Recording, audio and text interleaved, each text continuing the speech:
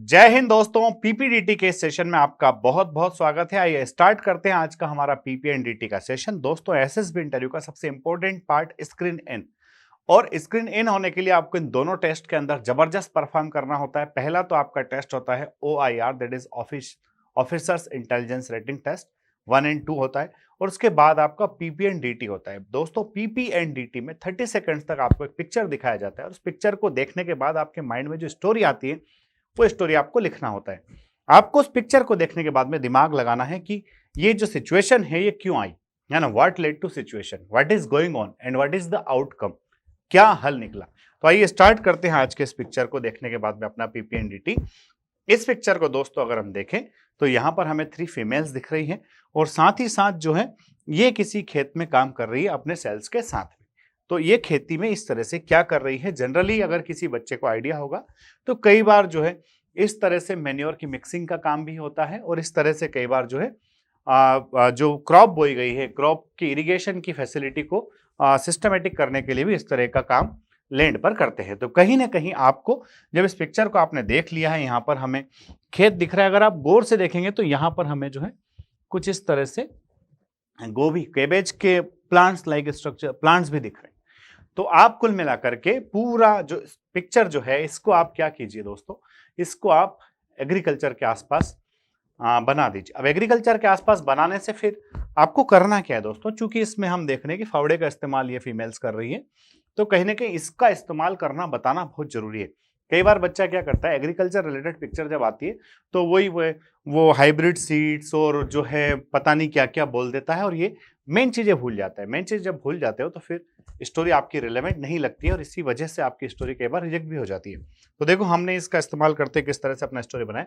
दोस्तों, एक और इंपॉर्टेंट अनाउंसमेंट है कि जनवरी के महीने में 2 जनवरी से अब अपना एसएसबी इंटरव्यू का कैंप आ रहा है। एसएसबी इंटरव्यू के इस कैंप में लिमिटेड सीट्स है, तीनों असेसर्स मिलकर के आपका असेसमेंट करेंगे। तो आपका जो एसएसबी इंटरव्यू अगर जनवरी के 2nd वीक में या फिर 3rd वीक में है, फिर फेब में है, तो आप इस कैंप को ज्वाइन कर लीजिए। 5 डेज का कैंप है और सिर्फ 3000 इसकी फीस है। आइए अब देखते हैं कि मैंने अपनी इस स्टोरी के अंदर क्या लिखा है। इस स्टोरी के अंदर हमने लिखा है दोस्तों कि Rohini graduated in microbiology, was from A farmers family, है ना। रोहिणी आपके हीरो का नाम है, और तीनों जो फीमेल दिख रही है आप उनकी एज मान सकते हैं दोस्तों, वो 25 के अराउंड तो है ही है, ठीक है।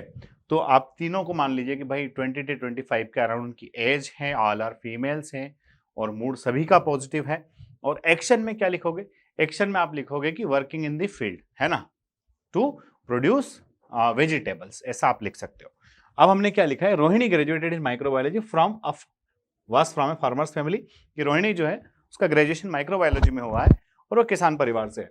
She observe that her father uses large amount of chemical fertilisers, है ना, उसने देखा कि उसके पिताजी जो है बहुत ज्यादा मात्रा में केमिकल फर्टिलाइजर्स का इस्तेमाल करते हैं।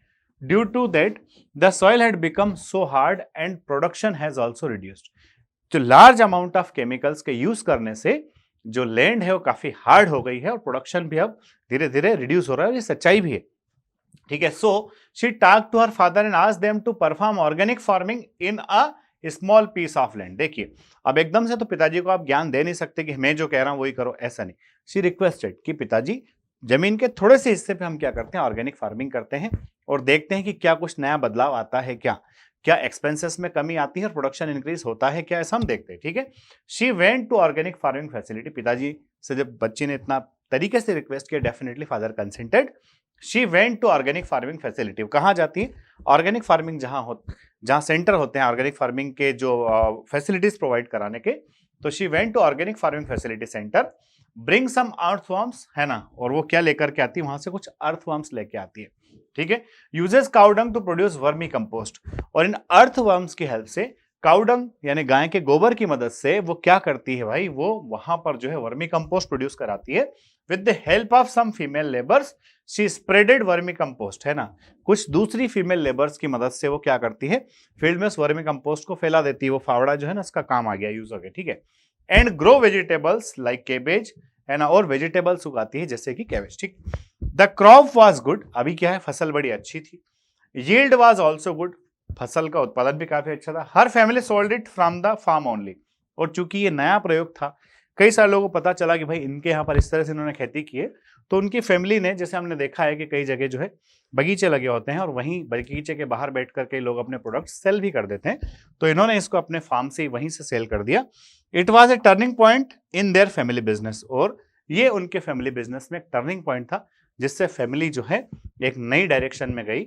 एंड डेफिनेटली आपने देखा कि रोहिणी के ये सब करने का आउटकम ये निकला कि भाई परिवार को एक नया रास्ता मिल गया, नया बिजनेस उनका एक तरह से डेवलप हो गया।